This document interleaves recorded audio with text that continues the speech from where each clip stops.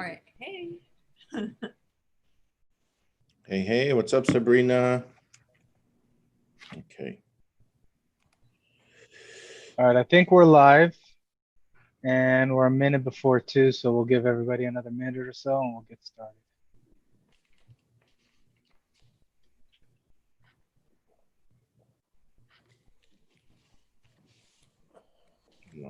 Live. Go.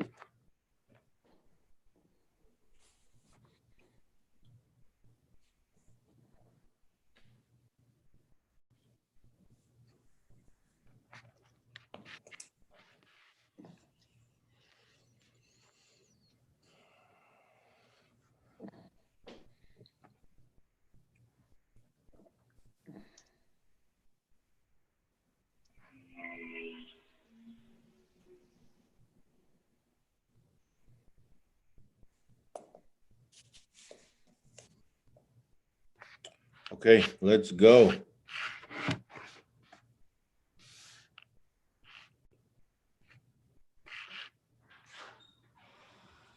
Where's the theme song? Chuck, are you gonna open up with some kind of old school Chucky D rap or anything?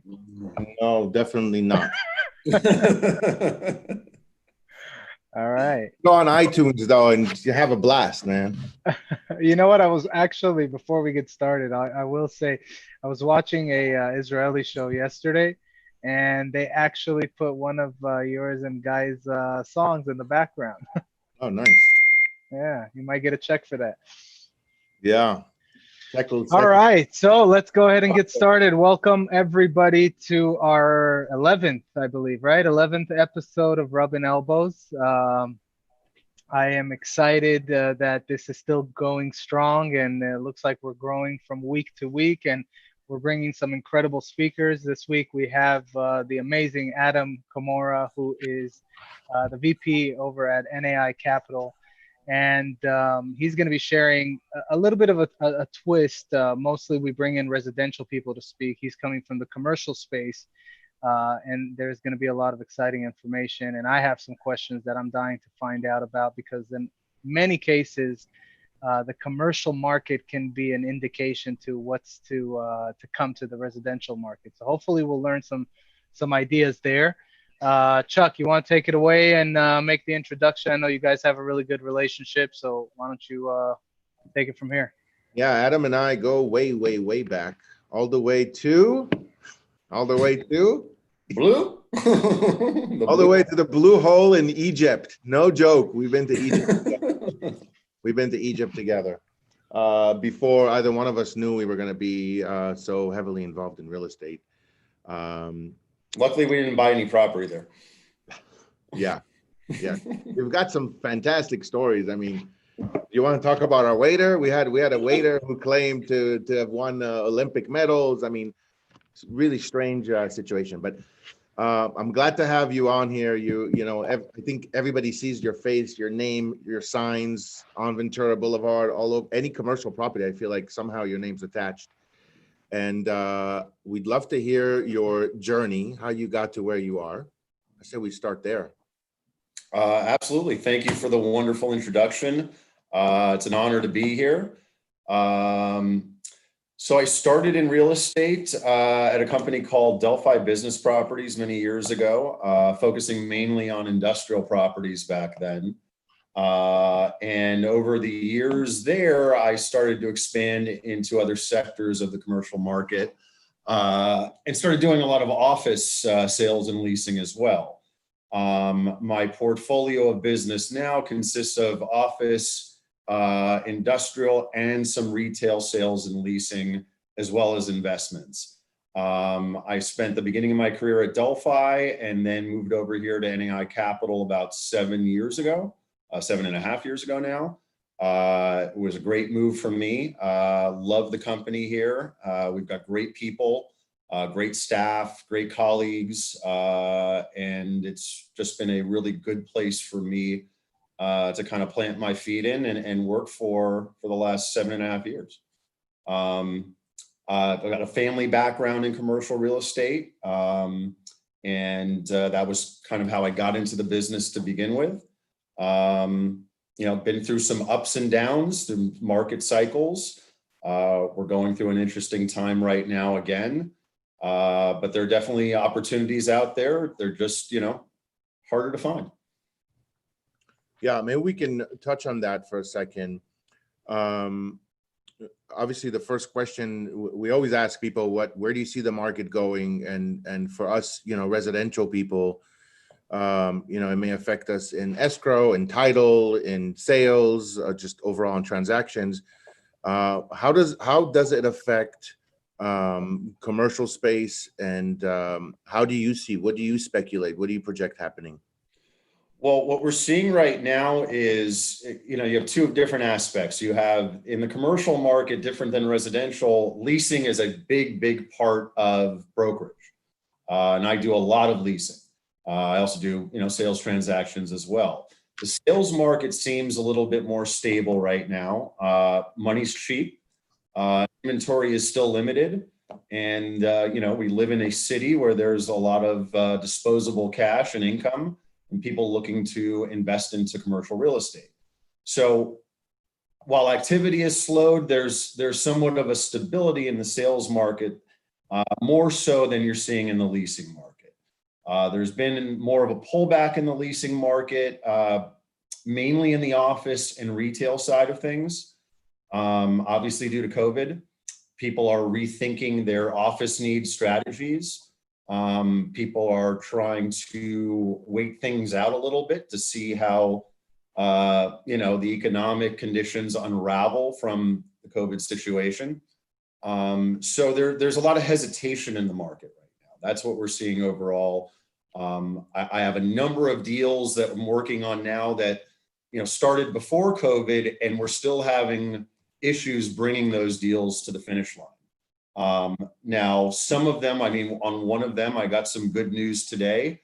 We've been working on this lease for about 9 months. It's with a very, very reputable company. Unfortunately, I can't disclose who they are right now, but their name.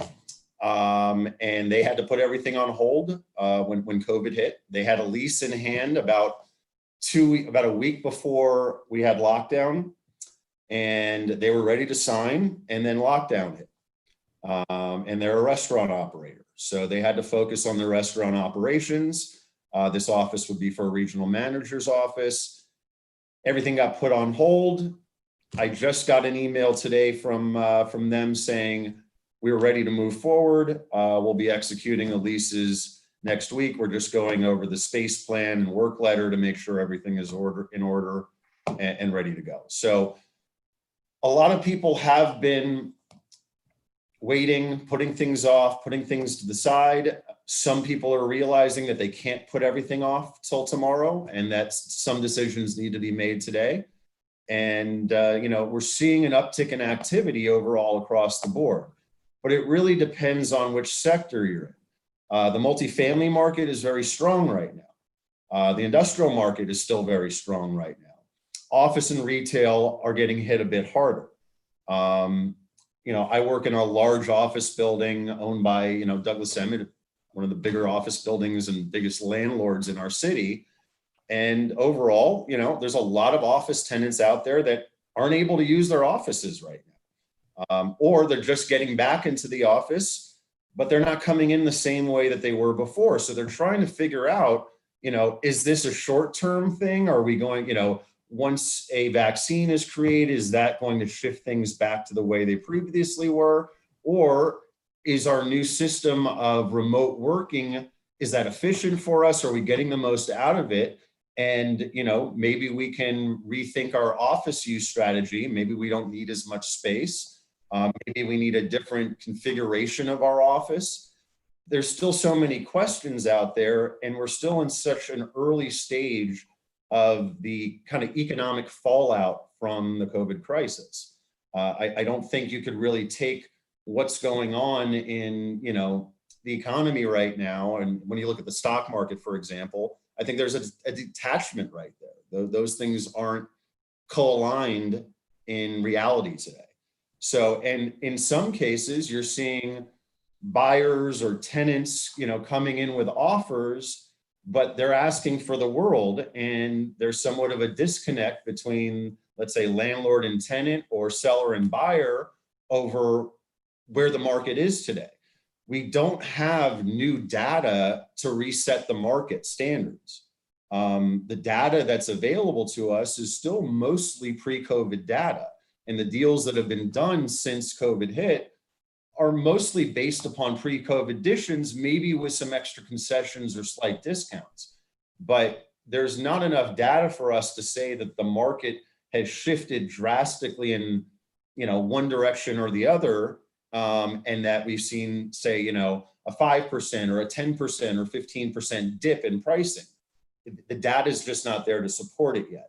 Now, that data may start filtering in as we get further along here in the year, and I think you'll see more of that as we get into the third and fourth quarter. But overall, there's a slowdown in activity, but pricing has remained relatively stable so far. So where do you see the numbers? And obviously nobody knows, nobody has a crystal ball, but with the indications and with your knowledge, where do you see the market exactly a year from today?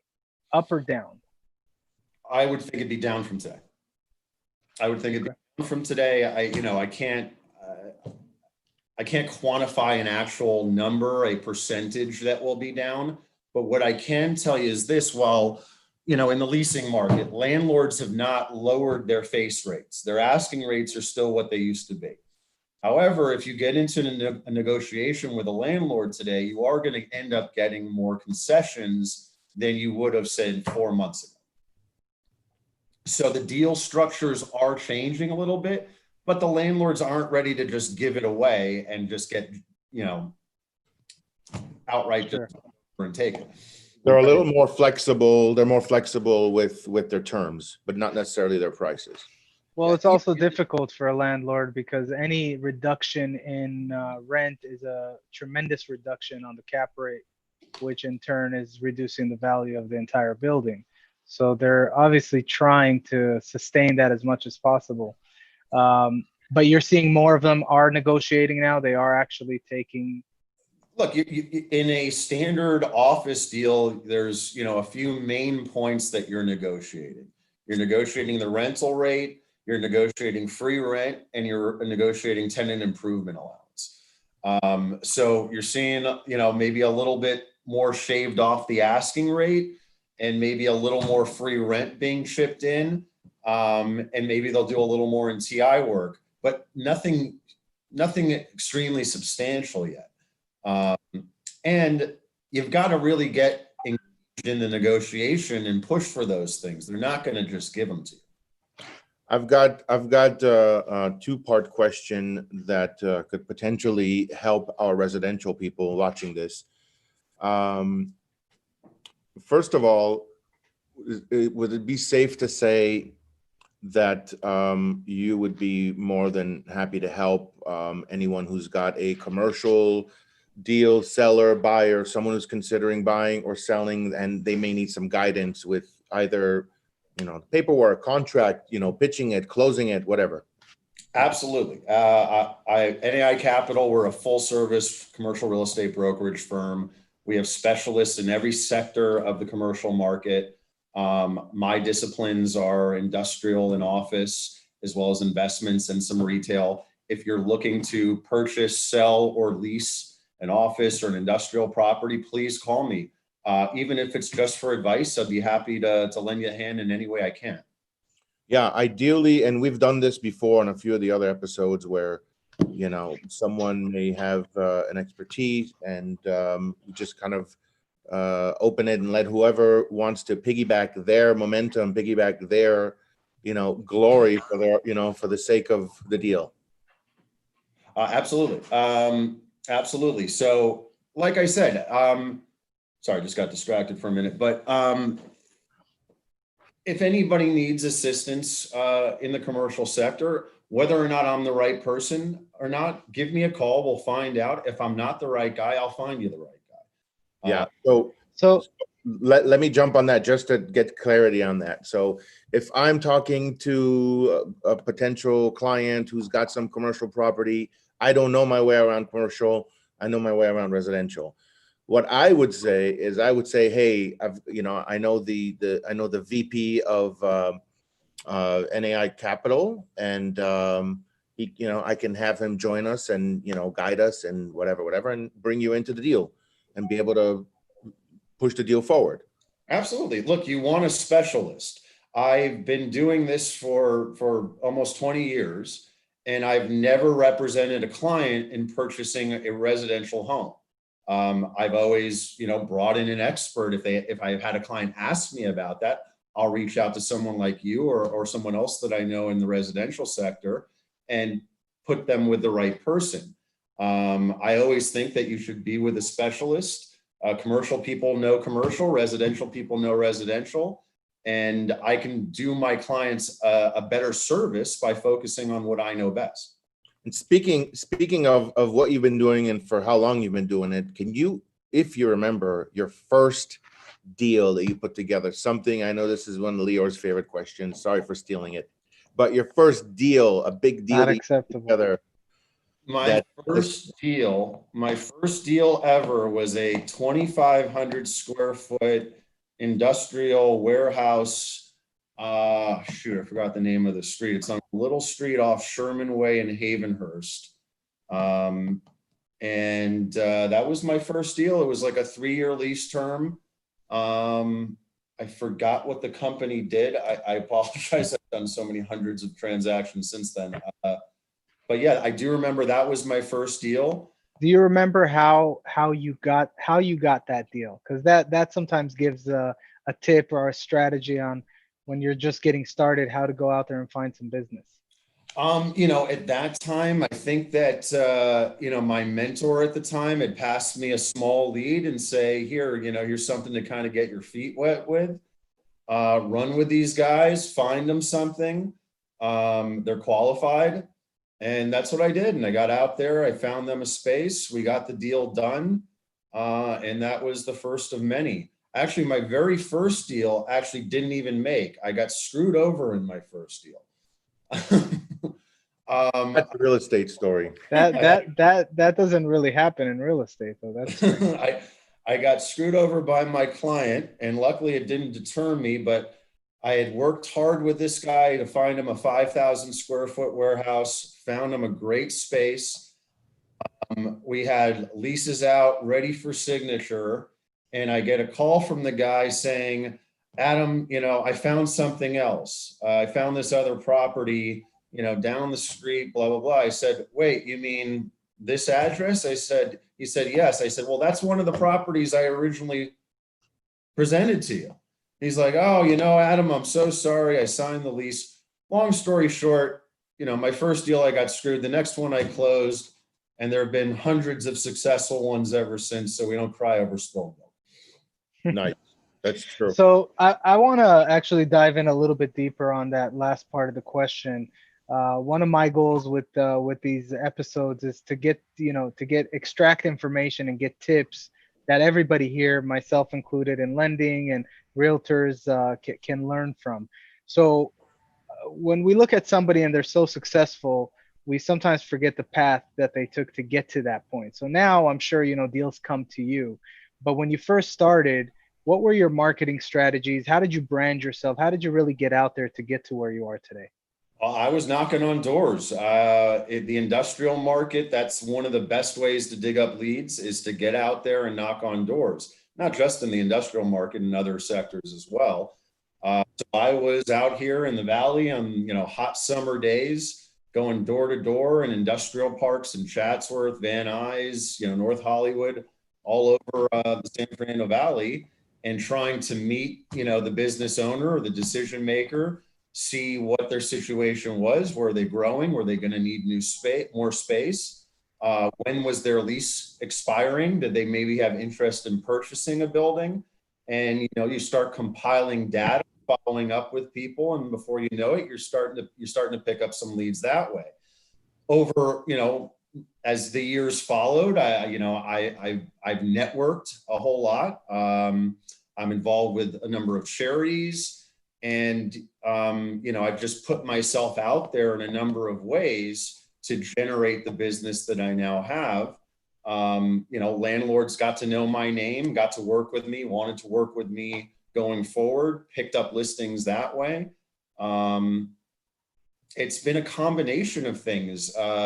In commercial, you've got to hustle. If you're new to this business and you're, let's say not being fed leads by some senior broker and team, then you've got to get out there and find leads one way or another. And it's going to be one way or another cold calling, whether it's getting on the phone, knocking on doors, but it's communicating with people, finding out who's out there that might need your service, and then finding out exactly what they do need and fulfilling it. I've got a question, and then we need to open it up for other questions. I know Roman has a question, Stacy has a question. In regards to technology that you use, in regards to apps, services, whatever it may be, anything you can share with us on what you use when you need to find, an absentee owner or someone that you just can't get a hold of? I mean, there's services that, they're not cheap, but LexisNexis and TLO, if you need to look people up and get to the bottom of who owns an LLC or where there might be contact information, there are services out there like that. Yeah. We have access to some of those services here at our firm, and they're helpful. You probably want to pull a farm database from your title rep and focus on a specific area. That can help as well. But there's a number of different tools out there, but the services all cost money. If you're coming into commercial, you want to be with a reputable firm that provides a lot of these services to their brokers. That'll give you a bit of a head start. And you want to make sure that you're getting trained in some way, shape, or form by a senior broker who knows what they're doing. Okay. So let me ask you, considering all the changes that many of us have been forced into with COVID, whether it's remote work or how we engage with our customers now that we can't really be as much face to face, has there been anything positive for you and your business that's come out of COVID in terms of strategy or the way you're interacting with people? I guess, in a sense, I'm trying to put it into words. We were on like a 10-year run, and you forget about the bad times when things are so good for so long. And maybe your ego gets out ahead of itself sometimes, and you start to, think you're too busy to help somebody out with something. When COVID hit, a lot of my 80% of the deals I had working at the time dried up. And now I was getting calls from clients I hadn't talked to asking me for help. And, I had to go back into realizing that I'm an advisor to these people, and I need to make the time to provide them the service that I've always provided them. And it's not just always about, making a commission.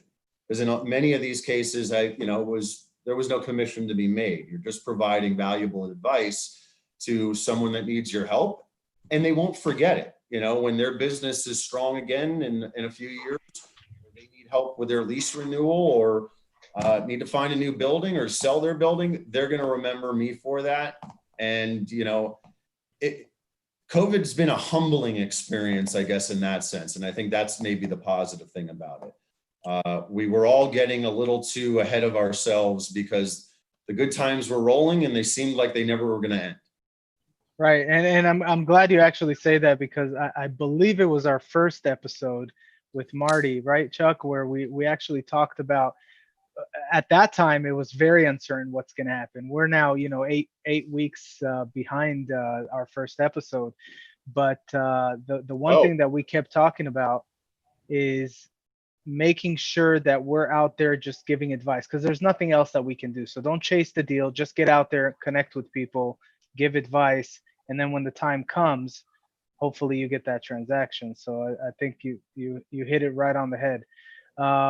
So let's go ahead and Chuck, do you have any final questions before we open it up? Do you want to? Yeah, one final question. I don't know if this is a real estate terminology, but you kept throwing this word around that I haven't heard before. What is COVID? Yeah, let's open it up. Google it. I'll let someone else answer that question. I'll focus on the real All right. estate side. So if anybody has a question, either throw it in the comments or raise your hand and we will unmute you so you can go ahead and ask. Stacy, you are first up, and then Roman, I got you next. Hi, I've also known Adam forever and ever. As far as I obviously do mostly residential, but I have lots of friends and clients that are involved in commercial. And I just wanted to know, what is your take on the fact that there are smaller mom and shop businesses or coffee shops or retail that aren't big names, and whether they did get PPP or that, and they can't necessarily pay their rents and vacancies? What do you see just as far as a lot of for lease signs up? What's your opinion on that side of it? Great question. Retail's obviously taken a big hit. We're not seeing the for lease signs so much yet because the moratorium on evictions is still in place. There is stimulus money like PPP, so it's kept things afloat. But a lot of these smaller mom and pop retail type businesses may not survive, and I would expect you are going to see some more vacancies coming to the market as the year progresses. In the office sector, we're seeing more and more office space coming on the market for sublease. For example, in the West LA market, which is a very, very substantial office market, one of the biggest markets here in California for office space, there's about 500,000 square feet on the market for sublease right now. And a lot of that has come to market since COVID, or coronavirus, as Chuck would probably prefer to call it, came to light. So you're seeing in the office sector, you're seeing more subleases, but a lot of that has to do with the fact that companies are figuring out that they can somehow have some of their staff working from home remotely and efficiently. Companies are still trying to figure out how to efficiently work remotely. Some are succeeding in it, some are having trouble with it.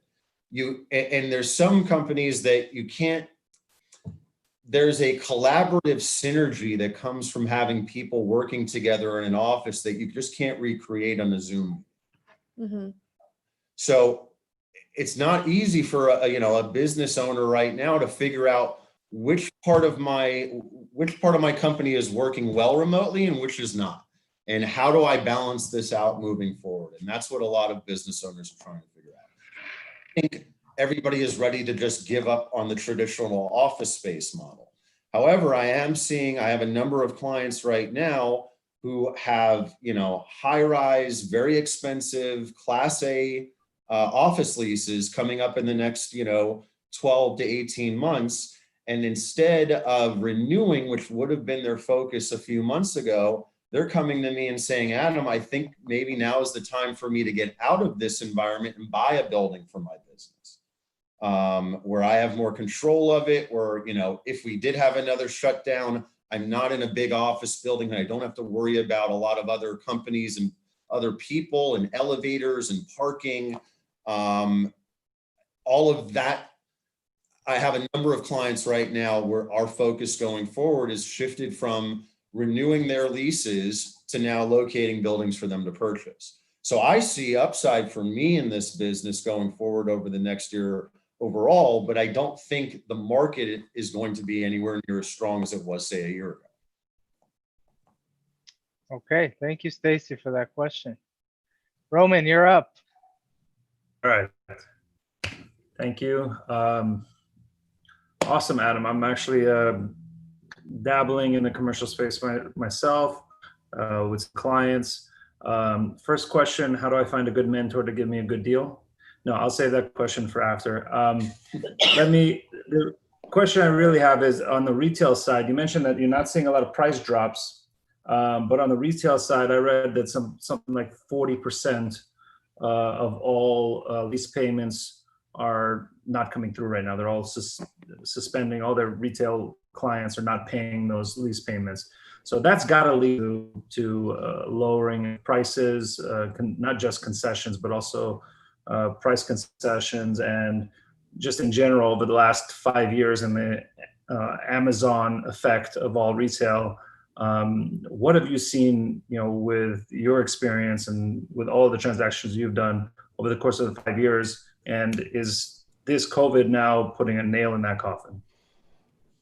They said that the internet was putting the nail in the coffin of retail 20 years ago. Retail was able to recreate itself in many ways. And business owners, sectors of real estate tend to morph into something new and something good again. Not to say that this is not a tough time.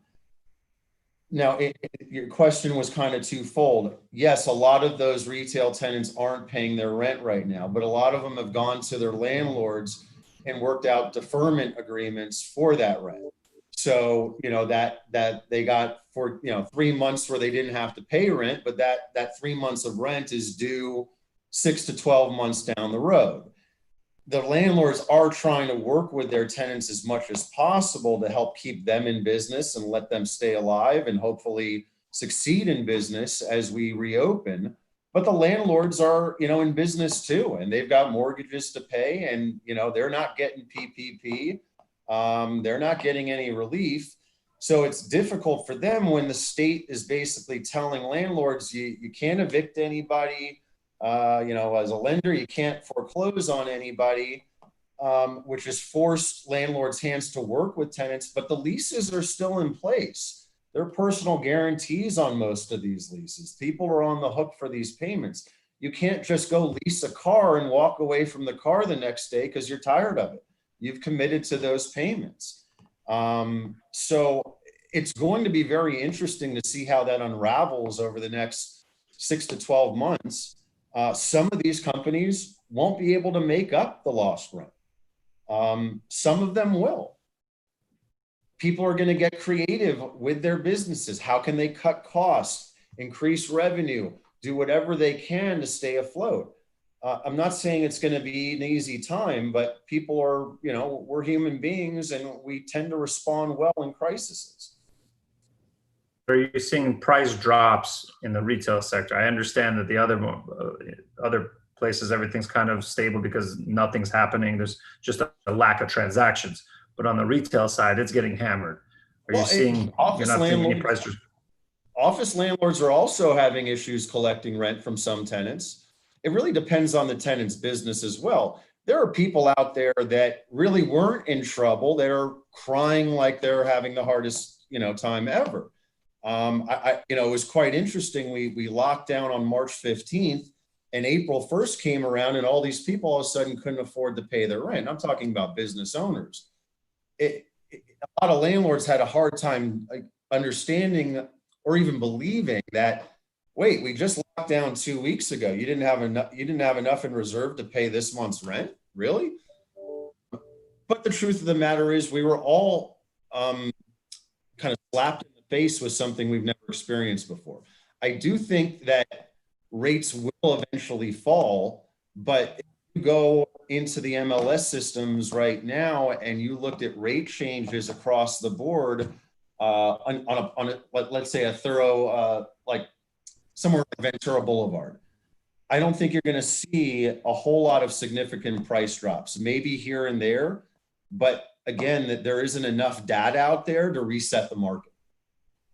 I think Iris has a question. I just unmuted you, Iris. Do you have something to add?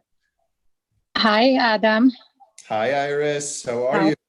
Yeah, I just wanted to tell everybody that with all my years of experience, I am using Adam every time, and I'm referring him a client. And every time that I have an issue with commercial, he's the one. Correct, Adam? Yes, absolutely. And I thank you for that, Iris. And I'm highly, yeah. I don't know how Iris manages to know everybody and have enough business to give everybody, because she does. She truly works with everyone. Okay, but I'm older than you, I've been business 30 years and I'm 62 years old now. Anyway, so I just wanted to say that it's really good to refer your client to somebody that know what they're talking about instead of you trying to make yourself, know everything. And in the commercial business, everything is changing a lot and changing the last 5, 6, 7 years. So it's good to work with Adam, and I highly recommend him. Thank you, Iris. Thanks, Okay. Iris.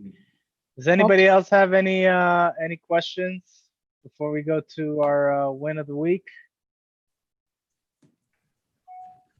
All right, I think we're good. So Chuck, why don't you kick us off? Do you have any good exciting wins for the week? Keep it PG. PG. Wins. Wasn't really ready for this. Uh-huh. All right. Does anybody have something exciting to share? And remember, it doesn't have to be business. We just like to finish on a positive note. Actually, you know what? I think someone in my office wants to tell us a win of the week. Michelle? Oh, yeah. Hi, everybody. Hey, Michelle. Hi, Adam. Hi, Michelle. How you doing? Good. How are you? Good, thanks. Good. What's the win? I think the win of the week is that we've just really gotten a lot busier, and we've really noticed like a shift, at least here in this office. We have a lot of deals where we're really working on a lot of things. We're in touch with a lot of sellers, and I just feel like it's a win when, you know, you're nervous and scared that you don't know what's going to happen with the market, and then all of a sudden everybody's just calming down and realizing that we still have real estate to sell, and it's going to be okay. And we have a lot of people that are super excited about getting their properties listed and doing off-market deals. And I think that was a really good week. Yeah. That's awesome. And Michelle, by the way, thank you. I got a phone call from a client of yours about an hour ago. So yeah, good looking. Yep. Awesome. Anyone else? Well, that was my win. I think Roman has something. He's raising his hand. Talk to us, Roman. I got a great property under contract in Jacksonville, Florida. It's a 3.35 acres. You can rezone it to commercial. It's got mobile homes on there and a house. You got a great cash flow situation. What's the cap rate? Excited. The cap rate will be about a 9.5. That's very good. You can't get that in California. That's impressive. Only out of state. Best cap rate deal I ever purchased was through an auction a year and a half ago. 16% cap rate. Ooh, that's a win. That was actually. That's a win. That's the one, Adam. I was telling you we're refinancing now. So. Oh, really? Once that comes through, I'll share my win next week with a new resource for everyone. So. Pro forma or actually? My partner is smiling over there. It's a non-recourse equity lender. So they're just equity based off the property. No personal financials, 3.75%, 10 years fixed, interest only. Sounds too good to be true, so we'll know soon. Just to piggyback off what Michelle said, you know, we've definitely seen an uptick in activity the last few weeks, so that's a positive sign. Let's hope it continues going forward, and that we can come out of this stronger than ever. Agreed. Yeah. Adam, you have a win to share? I guess I don't like jinxing things, but today I had 2 different calls and emails on 2 deals that started long before lockdown that had seemed to been dead that are coming back to life. So it's more just good signs within the industry that there's life out there again, and people are, while they've put things on hold up till now, they're starting to make plans again. It sounds like that's a trend. We're starting to hear a lot of that. A lot of people that were on the fence that are now getting their confidence back. And we don't know how long it's going to last. So I advise everybody just take advantage of it and, you know, keep motivating and pushing your clients forward, because in real estate, as long as you buy and hold, there's never a wrong time, right? As long as you're young enough to hold it for at least 10 years or more, it's usually a win-win. Iris, I see you're raising your hand. I'm trying to unmute you. Yeah, but okay. So Here is what I wanted to say to everybody. I know we're not a lot of people here, but you have to understand that I agree with Adam. He said about the commercial that people that renting that leasing instead of leasing think that they can purchase now. I think it's a great time for homeowner occupied to buy houses now because of the interest rate and a lot of deals. I took like 3 listings this week and I opened 2 ESCO, and I have to say that I have more buyers than I ever had before. And there is few houses, there is like 15 and 30 offers on the property. Can you So believe? Iris, let me ask you, are you doing anything different for those results right now? Is there any tip you can give people on actually go and do this and you'll start seeing activity? Is sit on your phone, talk to your client, make at least 10 to 15 calls a day, reach to everybody that you know, tell them that the market is still good, that this is a good time to secure a home. Listen, instead of renting a house, it's better to buy today if you can buy. And if not, I mean, even for flip, it's a little bit hard because there is not so many houses available in the market for that. But every house that it's a little bit good even to flip or to rebuild, like more than 5 or 6 offers. Yesterday, a house came on the market like 3 days ago in Encino for $699. I spoke to the agent yesterday, 33 offers. It's amazing. Wow. And you know, even and what's happening is that even if you have an approved a young couple or first time buyer for 700 or 900, it's hard for them to compete sometime. So no, don't distract. Just do what you have to do. You're here to sell real estate. Wake up in the morning, contact with 10 to 15 people, talk to them about the market, ask them when they're planning to buy, if they're renting or not. Just reach out to everybody that you know. And the market is still good. And I think that the mass market will be good for another year. And that's what I told at the beginning. The second call, remember the second call that I told everybody that I still think that the market is good and people can upgrade too. And a lot of people doing that. Awesome. Well, thank you for that information. And that's a lot of good news in one. So thank you. Appreciate that. Anybody else before we wrap it up want to share something, some tips even, any ideas, things that are working for you now? All right, we got a new one. Jennifer. Hi, everybody. I know some of you and some of you I don't. I know Adam very well. He's always my go-to commercial guy. Even helped me this week with something. Thank you so much, as always. I've been referring Adam business for years and years. So thank you. I've got a little bit of a win. I finally got a property on the market that we were supposed to put on in March and put on hold. The one piece of advice that I can give is, and this is not new information, you price it in a way that excites people. And my phone is ringing off the hook. I put 2 properties on the market this week and my phone will not stop ringing. It's crazy. So don't, talk to your clients about the idea that if you price it appropriately, it's going to move. And if that's what they really want, if they're real sellers, that's what they want. And they need to listen to you. Jennifer, question for you. Do you have a strategy in place that will convert those 30 plus phone calls that you're getting into your clients? Because obviously only one person is going to buy that property. So there's 30 plus others that are going to still need to buy something. Do you have a strategy in place right now? I listen to people. A big part of our job is listening. A lot of people want to talk and give their advice. I try to listen to what people have to say and really understand what they need and what their needs are and how I can best help them. And sometimes I listen for 15 minutes and I can't help them. But like Adam said, if I can't help you, I'll get you to the person who can, whether it's a junior agent or my assistant or somebody. But I always try to make sure that I am making sure that people feel heard. Well, that's awesome. I will say, just as a tip for everyone, when you do finally get a listing, a lot of times it goes unnoticed and we don't take advantage of that opportunity. There is, especially in today's buyer, it's still in my opinion, a buyer's market. You're going to get multiple offers, and very, very rarely do I see people taking advantage of partnering with the right people to convert all of the offers that didn't get accepted into potential buyers of yours, because they're coming in with an agent. So sometimes we don't even think about that. If let's say 7 offers came in on a house and only 1 got accepted, who here is calling the other 6 to talk to them about a strategy on why their offer didn't get accepted, and share with them, has your agent talked to you about this, this, and that? Did your agent tell you that maybe it's not a smart thing to put all of the contingencies and take a 30-day escrow?